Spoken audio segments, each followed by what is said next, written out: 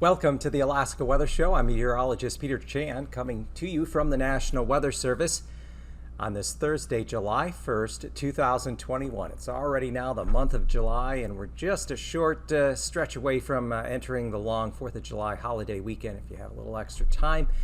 If you would like more weather information, you can always go online at weather.gov/Alaska or call the recorded phone forecast line 1-800-472-0391. And I'd like to hear from you if you have any comments or suggestions or interesting photos to share. peter.chan@noaa.gov. Starting out with fire danger, it remains high to extreme in areas, especially through east central areas and along and north of the Alaska Range and in the Tanana Valley, and also back through southwest parts of the state, especially north of Iliamna Lake and Lake Clark. And we'll continue to monitor situations there, as we do have a number of smaller fires scattered about, especially north of the Alaska Range.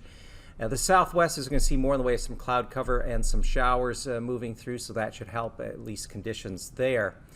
Otherwise, we're taking a look at the satellite imagery today. You can see a band of brighter cloudiness, high clouds that are spreading northward in association with a weakening occluded front that's moving its way up along the southwest coast and kind of cutting the Alaska Peninsula in half there. There are a couple of areas of low pressure out over, one over the central Bering, another now south of the eastern Aleutians, and this feature's just kind of rotating on up toward the north and gradually weakening, but we've been kind of stuck in this pattern all along as we continue to see a ridge of high pressure across the eastern portion of the state, nudging up into the northwest, and as a result, it's been warmer. There's been more sunshine. Fairbanks has seen temperatures in the 80s. That'll continue at least for another day as we head into Friday. Let's start to cool down a bit on Saturday as the ridge breaks down and we start to see a bit more cloud cover make its way into the interior. Now, again, looking at the satellite imagery, you can see the clear skies. If you look way to the right, you can still see the effects of this massive ridge of high pressure that's up into southern Canada.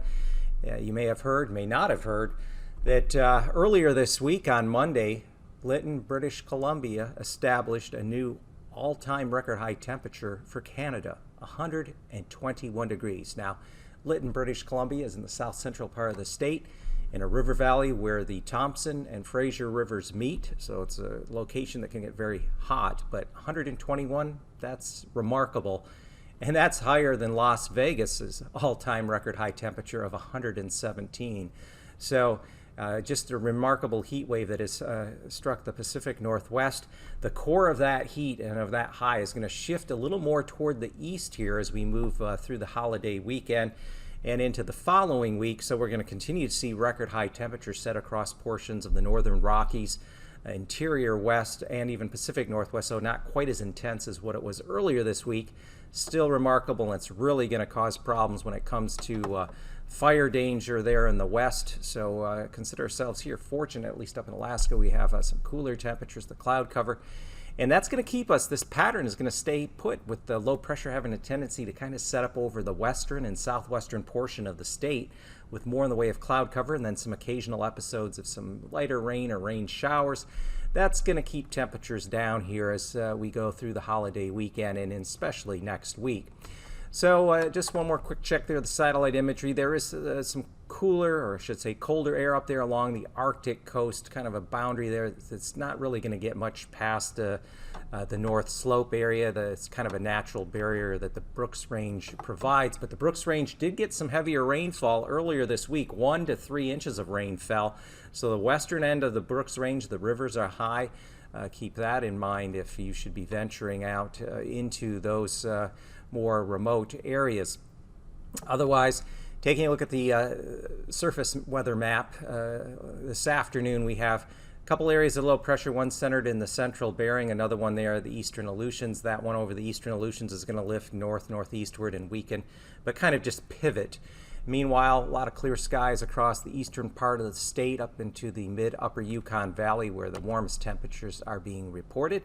And as we go through tonight, still have a weak thermal trough there that sits there over along and south of the Yukon River in east central areas, and then a little stronger easterly flow along the southern slopes there of the Brooks Range, and colder temperatures the north slope down along the Arctic coast. So you can see the low there, the tip of the Alaska Peninsula, a couple of troughs rotating northward with that and weakening. On Friday afternoon, we could see a few isolated thunderstorms develop, mainly on the south slopes of the Brooks Range, north of the Yukon River, on up toward the Yukon Flats and down toward the Alcan border. Another trough is just kind of lifting northward into south central areas from the Kenai to southwest Alaska there, bringing areas of some light rain or scattered showers. And low pressure there just continuing to sit out over the Bering, and that's the pattern I've been telling you about that's going to persist here as we go through the first probably half year of July. And looking then on Saturday, we'll continue to see still temperatures will cool down a bit there in the east central interior. Instead of 80s, we're looking at some highs that'll be back in the 60s and 70s instead of 80s. But otherwise, just some occasional breaks, south central areas with a few scattered showers. Looking at low temperatures Friday morning, lower 50s across the southeast inner waterways, Ketchikan on up toward Juneau, Haines, and then back through south central coastal areas, upper 40s to lower 50s, and generally lower 50s for inland areas. And then temperatures Friday afternoon could go up to 72 at Glen Ellen, 65 Talkeetna, but generally 50s, 54 Kodiak and Homer, as well as we get up towards Seward. Lower 60s across the southeast, and then Saturday morning lows across the region will generally be upper 40s to near 50 degrees. And for Saturday afternoon, southern inner waterways, Ketchikan could be back up around 70. However, with cloud cover around, some light rain showers in the area, temperatures will be confined mainly to the 50s, even including Anchorage and up there toward Talkeetna may have to struggle to hit 60 degrees. Along the north slope, we are looking for temperatures by morning to be near or a bit below freezing, generally in the 50s along the Yukon River, 40s there through the western portion of the Seward Peninsula. And then on Friday afternoon, we are going to see highs lower 40s along the Arctic coast. And then as we get up into the Yukon Valley, readings well into the 70s, even some middle 80s, especially around Fairbanks on up toward Fort Yukon. And in fact, Eagle Village could even hit 91. That's where the hot weather will be on Friday. And then Saturday morning lows generally back down around the freezing mark, Arctic coast, 40s along the west and northwest coast, and lower 50s for lower to mid 50s for the Yukon Valley. And temperatures Saturday with some cloud cover and a little cooler air as that upper level ridge breaks down a bit. Highs should cool back down into the 70s where places were in the 80s, and then 60s elsewhere, and generally 50s across the Seward Peninsula.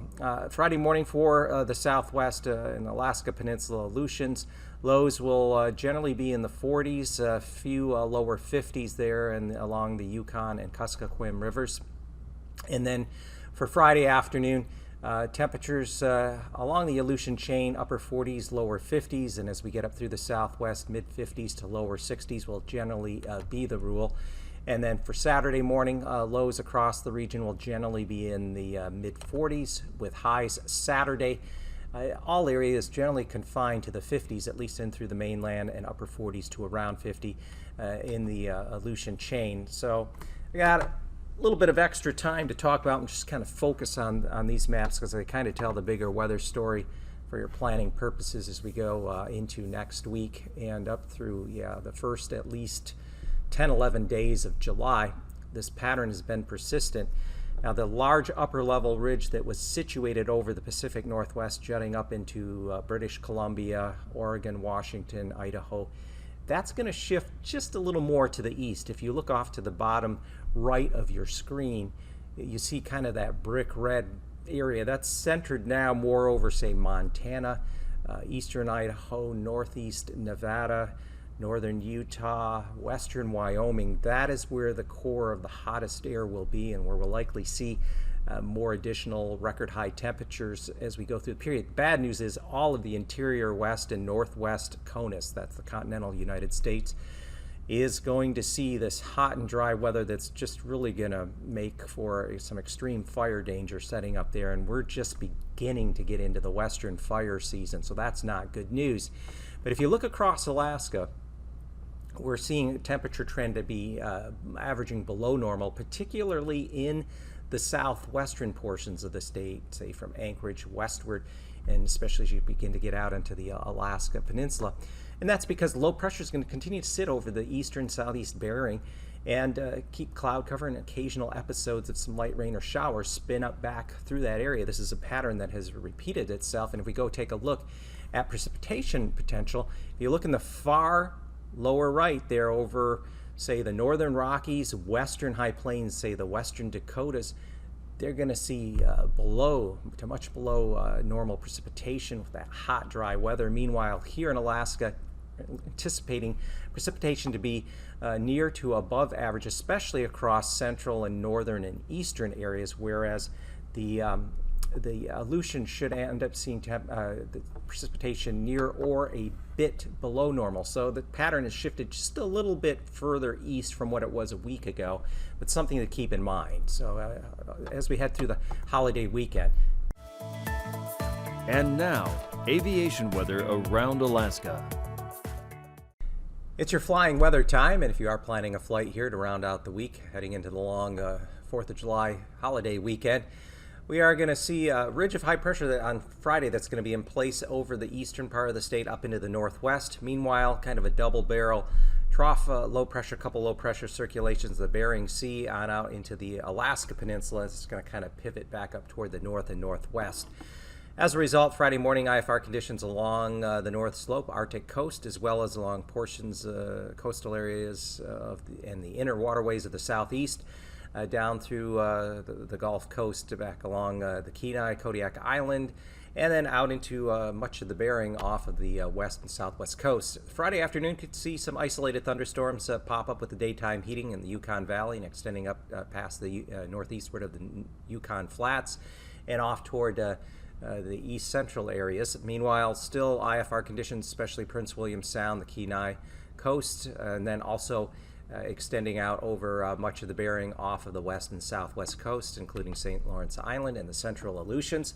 Saturday morning, look for VFR conditions throughout much of the Yukon River Valley in the interior, and then along coastal areas, south central areas into the southeast, still IFR, and pockets of IFR extending down along the Alaska Peninsula and then well offshore much of the Bering and in through the central Aleutians. Saturday afternoon could see an isolated thunderstorm there around and especially northeast of the Yukon Flats going up the Porcupine River Valley. And then less in the way, not quite the aerial extent of some of the IFR conditions along coastal areas of the southeast and south central, but still a lot of IFR conditions out over the Bering and extending westward through the Aleutians. Past conditions on Friday, Anaktuvik should generally see MVFR conditions become VFR, but there will be that potential for isolated thunder as you get out toward south and east of the south entrance. Same thing at Atigan, MVFR becoming VFR, and a potential for isolated storms developing with the daytime heating south and east of the south entrance. Lake Clark and Merrill, generally IFR conditions should hold as trough of low pressure and that moisture lifts northward. And then same thing at Rainy. IFR conditions are anticipated during the day on Friday. Windy Pass should see VFR in the morning become MVFR. Some of that moisture lifts a little farther north. Isabel should generally hold on to VFR conditions, as will Mentasta. And then a little further south and west, Tanita, VFR will become MVFR. Some of that moisture tries to lift a little further inland across the south central, where Portage will hold on to IFR conditions, especially the east end and over Prince William Sound. In the southeast, on the north end there, Chilkoot and White should start out IFR becoming MVFR as the day unfolds. Freezing levels, because of the bridging that is occurring over the east half of the state up into the northwest, there are higher freezing levels as a result, generally around or over 10,000 feet.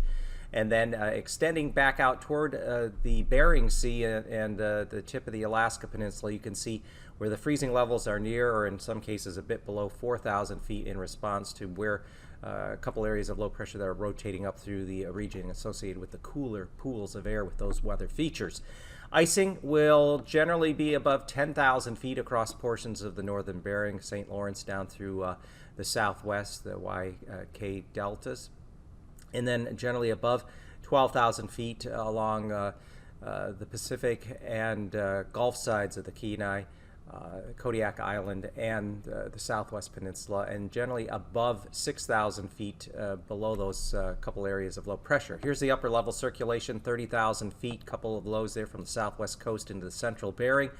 Ahead of it, circulations southeasterly across the southwest interior upwards to 90 knots, about 90-95 knots from the west across the tip of the Alaska Peninsula and eastern Aleutians, dropping down to 9,000 foot, kind of more mid-level winds. We're going to see low pressure circulations in similar locations with ahead of it south winds across the south and western interior upwards to 40 knots, and generally out of the west across the eastern Aleutians and tip of the Alaska Peninsula. Dropping down to the 3,000 foot level, that circulation, that lobe, the eastern lobe, kind of washes out there over the southwest, so not really showing up well. Though there could be a few pockets of some winds upwards to 35 knots from the southeast there over portions of the interior of the southwest just before the beginning of the Alaska Peninsula. And turbulence will generally be from the surface to 4,000 feet in the northwest, and also down there across the Alaska Peninsula, surface to 4,000 feet turbulence possible, and an area of surface to 6,000 foot turbulence along the Alaska range, especially central and western portions.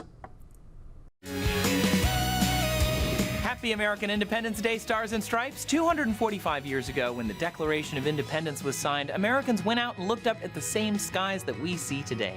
But after the fireworks have fizzled, the stars will continue to shine. This week is a perfect planet party. Hit the darkness around 9:30 and find the Big Dipper in the north, and then look left. There you will see Mars and Venus in the west, less than a fist width apart. Enjoy the fireworks, grab a warm beverage, and then hit the skies again at 2 a.m. If you look southeast, it should be easy to spot two bright spots, Jupiter and Saturn, shining brightly in the darkness. If you look closely, you'll notice the planets are not twinkling like stars do, and that's because our atmosphere is what causes stars to shimmer. Air and dust between us and the stars causes them to twinkle, just like the cosmic fireworks they are. Enjoy the holiday and keep looking up.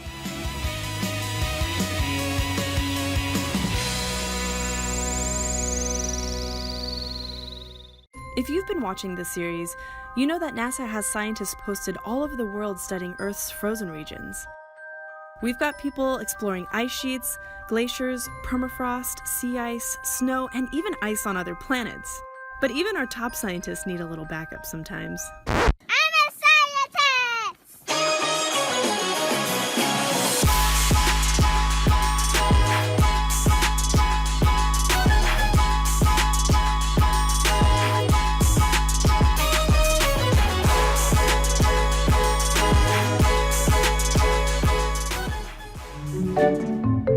Do you like going outside to do science? Yeah, Why?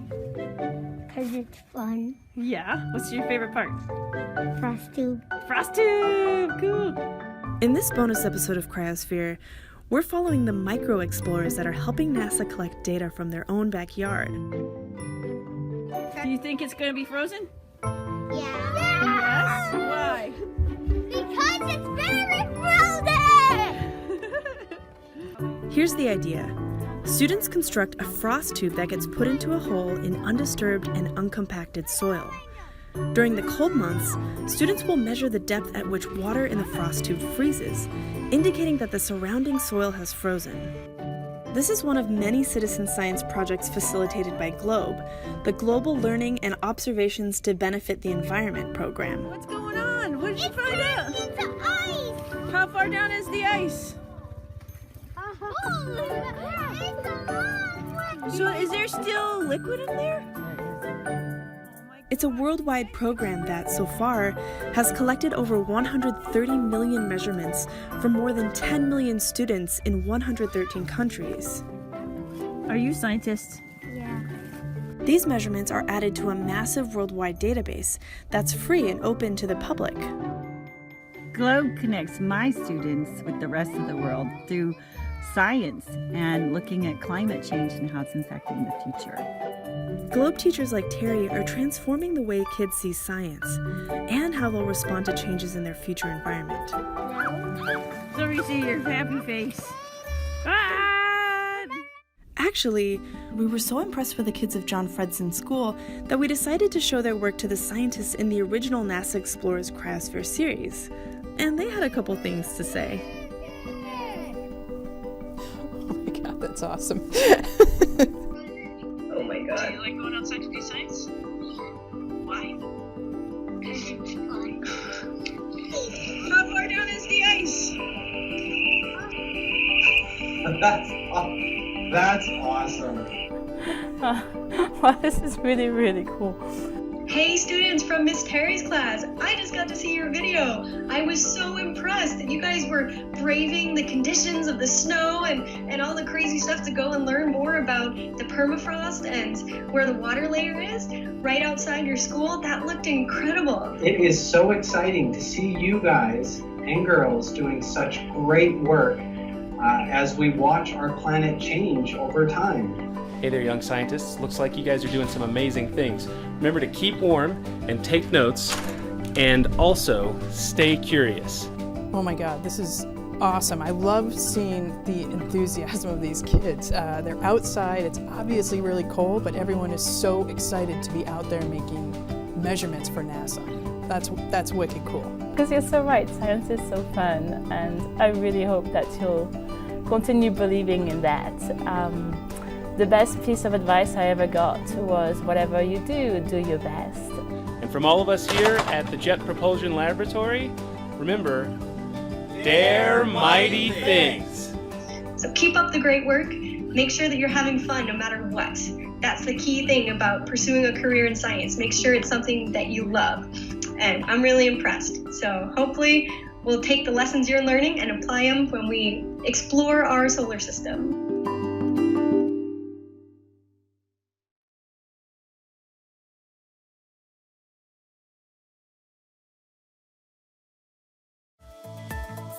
And now, marine weather around Alaska.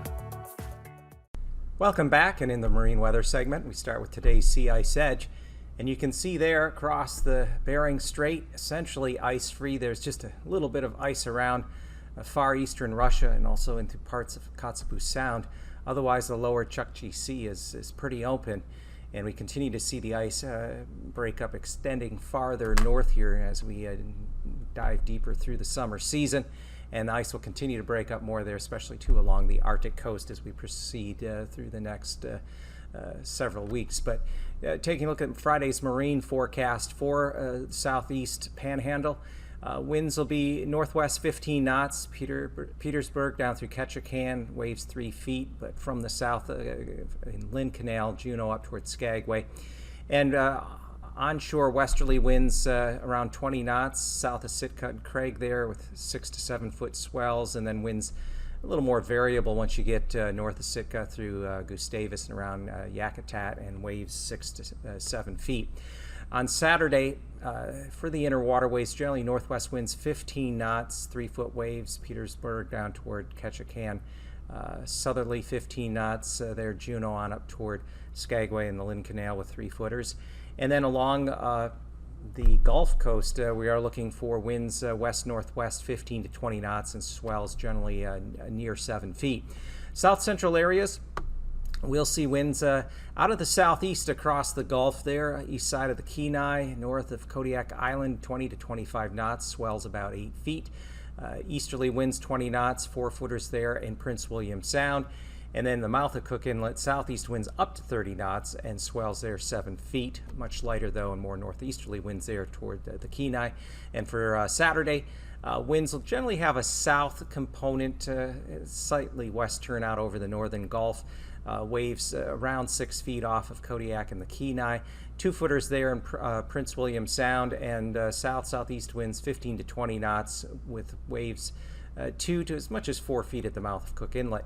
Across the Alaska Peninsula, Kodiak Island, south of there, winds will be out of the south-southwest 25 to 30 knots on the Pacific side.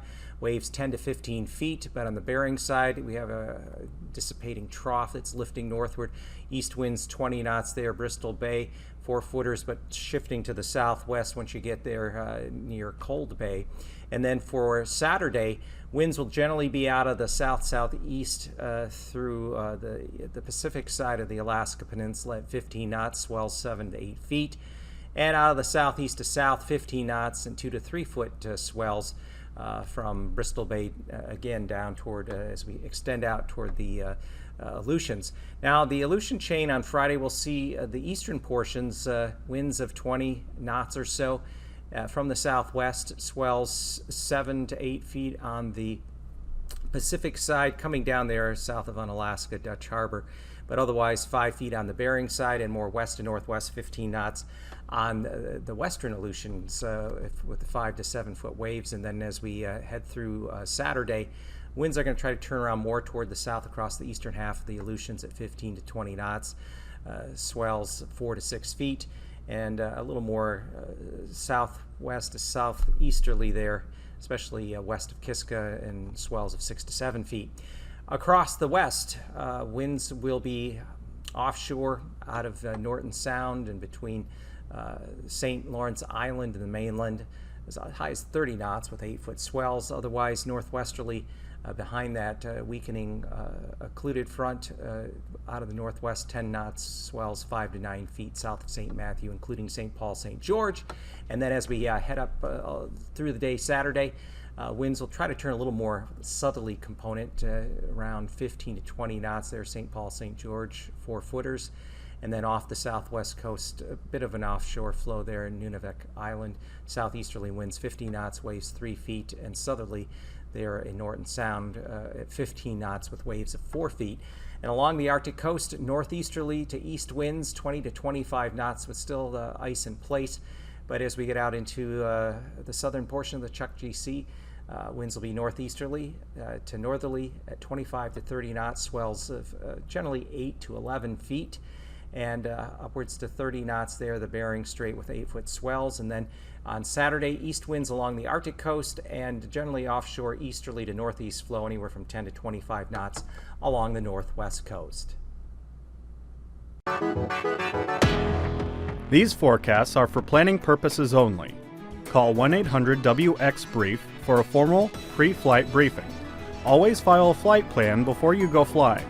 The U.S. Coast Guard Auxiliary urges you to leave a float plan with a friend or the harbor master before you go boating.